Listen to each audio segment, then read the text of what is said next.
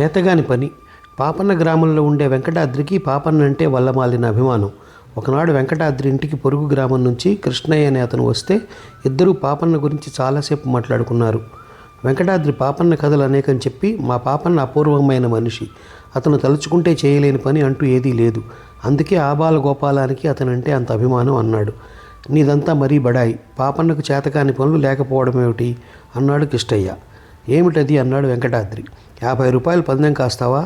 అనేక మంది అవలీలగా చేసే పని మీ పాపన్న చేయలేడని నీ చేతనే ఒప్పిస్తాను. నువ్వు ఒప్పుకోకపోతే నేను నీకు 50 రూపాయలు ఇచ్చుకుంటాను. ఒప్పుకునే పక్షంలో నువ్వు నాకు 50 రూపాయలు ఇచ్చుకుంటావా అన్నాడు కృష్ణయ్య.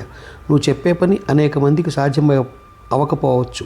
పాపన్నకు చేత కాదని నేను ఒప్పుకునే పక్షంలో తప్పక 50 రూపాయలు ఇచ్చుకుంటాను.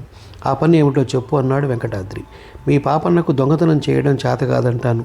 అవునంటావా కాదంటావా అన్నాడు కృష్ణయ్య. వెంకటాద్రి వెలలా పోయాడు. ఏం చెప్పడానికి అతనికి నోరాడలేదు.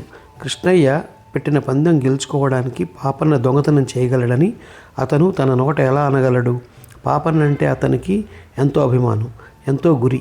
తన అంతరాత్మను చంపుకుని కిష్టయ్య అనమన్న మాట అని అతను 50 రూపాయలు గెలుచుకుంటే రేపటి నుంచి కిష్టయ్య పాపన్న దొంగ అని ప్రచారం ప్రారంభించి వెంకటాద్రి అన్న మాటే సాక్ష్యంగా ఉపయోగిస్తాడు. అంతకంటే కృష్ణయ్యకు ఓడినట్టు ఒప్పుకొని 50 రూపాయలు నష్టపడటమే నయం.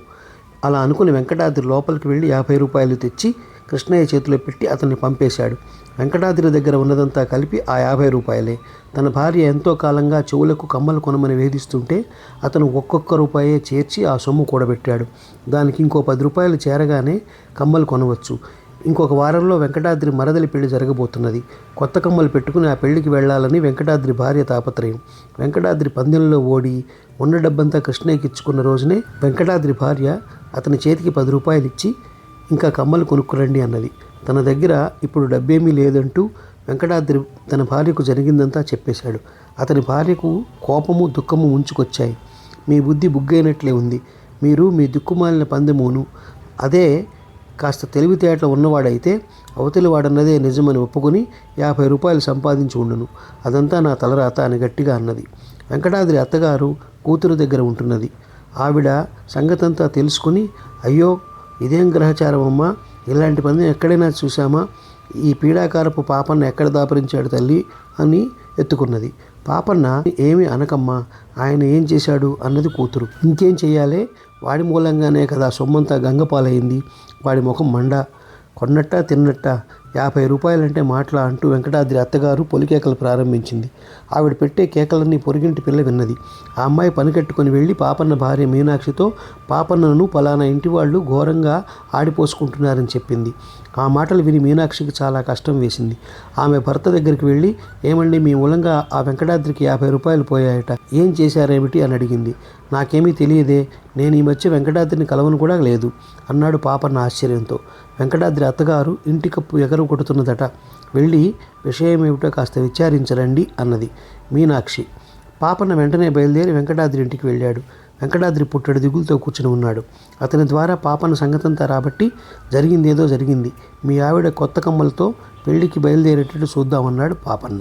వెంకటాద్రి కంగారు పడి తనకు దాన ధర్మాలు స్వీకరించడం ఇష్టం లేదని స్పష్టంగా చేశాడు. అది నాకు తెలియదు, ఇటువంటిదేమీ ఉండదులే, మళ్ళీ కనిపిస్తా అంటూ పాపన్న వెళ్ళిపోయాడు. పొరుగుళ్ళో కిష్టయ్య ఉండే ఇల్లు పాపన్నకు తెలుసు. అతను ఆ రాత్రి జాము పొద్దు పోనిచ్చి నల్లని కమ్మళి కప్పుకుని నెత్తికి ఒక ముసుగు తగిలించుకొని చేత ఒక కత్తి పట్టుకుని తిన్నగా కృష్ణయ్య ఇంటికి వెళ్ళి తలుపు తట్టాడు. అప్పటికే నిద్రపోతున్న కృష్ణయ్య ఎవరు వారు అంటూ లేచి వచ్చి తలుపు తెరిచాడు. పాపన్న మారుగుంతి పెట్టి, నోరెత్తావంటే గుండెల్లో పొడుస్తా అంటూ కత్తి పైకెత్తాడు. కృష్ణయ్యకు ముచ్చెమటలు పోసి కాళ్ళు వణికాయి. పాపన్న లోపల ప్రవేశించి తలుపు గడియ పెట్టి, నీ డబ్బు పెట్టే తీసుకురా అన్నాడు. కిష్టయ్య వణుకుతున్న చేతులతో ఒక కొయ్య పెట్టి తెచ్చి పాపన్న చేతికి ఇచ్చాడు.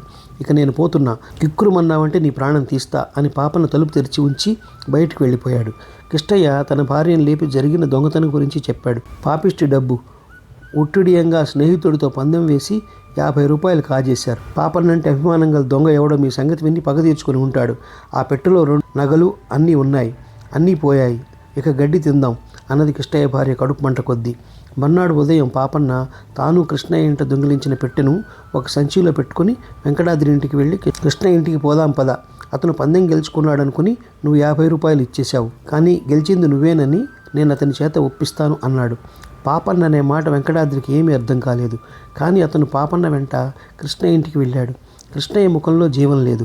అది చూసి, ఏం కృష్ణయ్య, పెద్ద విచారంలో ఉన్నట్టున్నావు అని పాపన్న అడిగాడు. ఏం చెప్పమన్నారు పాపన్న గారు?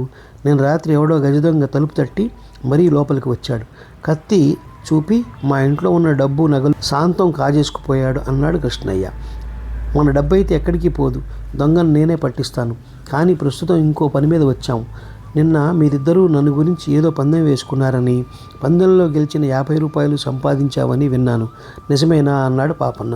నిజమే, బుద్ధి గట్టి తిని ఏదో వాగి 50 రూపాయలు సంపాదించుకున్నాను. దానికి 6 పోగొట్టుకున్నాను కూడా అన్నాడు కృష్ణయ్య. ఇదే నా దొంగ పెట్టుకుపోయినా పెట్టా అంటూ పాపన్న సంచిలో నుంచి పెట్టి పైకి తీశాడు. కృష్ణయ్య నిర్ఘాంతపోయి, అవునవును, అది మీకెలా దొరికింది అన్నాడు. రాత్రి మీ ఇంట దొంగతనం చేసింది నేనేగా. ఇంతకు నువ్వు పందెంలో నెగ్గలేదు, వెంకటాద్రే నెగ్గాడు. అందుచేత నువ్వు అతని దగ్గర తీసుకున్న 50తో పాటు నువ్వు ఓడిన 50 జత చేర్చి 100 రూపాయలు ఇచ్చేయి. డబ్బు ఈ పెట్టెలోనే ఉండి ఉంటుంది. నేను దాన్ని తెరిచి కూడా చూడలేదు అన్నాడు పాపన్న. కృష్ణయ్య తన వద్ద ఉన్న తాళపు చెవితో పెట్టె తెరిచి చూశాడు. పెట్టెలో ఉన్న వస్తువులేమీ పోలేదు. కృష్ణయ్య అందులో నుంచి 100 రూపాయలు తీసి వెంకటాద్రి ముందు పెట్టాడు. మనం స్నేహితులం, ఇది అర్థం లేని పందెం. అందుచేత నీ డబ్బు నాకు అవసరం లేదు, నా డబ్బు నాకు ఇచ్చేయి చాలు అన్నాడు వెంకటాద్రి. కృష్ణయ్యకు తల తీసేసినట్టయింది.